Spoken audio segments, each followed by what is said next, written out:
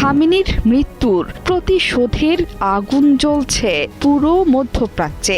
ইরানের আর কিছুই হারানোর নেই, শেষ লড়াই চলছে পশ্চিমাদের সাথে।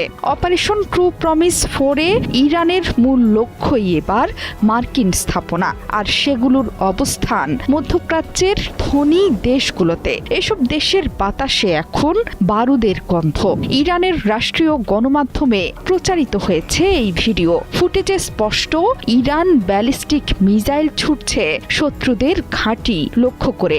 শত শত ইরানি মিসাইল, ড্রোন আর সামরিক শক্তি দিয়ে মার্কিন স্থাপনা থাকা দেশগুলোকে চূর্ণ বিচূর্ণ করছে তেহরান। শুধু তাই নয়, ইসরায়েলের রাজধানী তেল আবিবেও আছড়ে পড়ছে ইরানি মিসাইল। বর্তমানে হাইফাতে অবস্থান করছে মার্কিন রণতরী জেরাল্ড ফোর্ড, সেখানেও চলছে ইরানি মিসাইলের তাণ্ডবলীলা। এর মধ্যে প্রথম মৃত্যুর খবর প্রকাশ করেছে ইসরায়েল।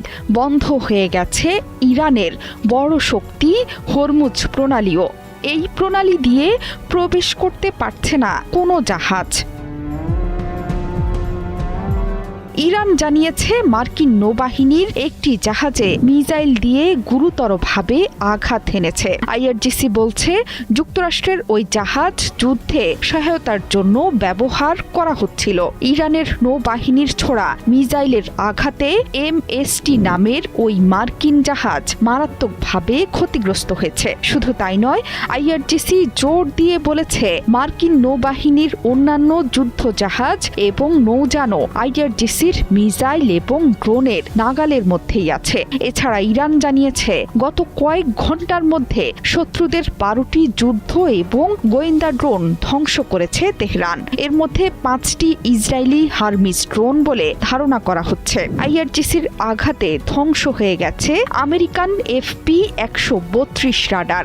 এই রাডারের পাল্লা 5000 কিলোমিটার। অত্যাধুনিক প্রযুক্তির রাডার ধ্বংস করে বড় সক্ষমতার পরিচয় দিল ইরানের বিপ্লবী গার্ড বাহিনী।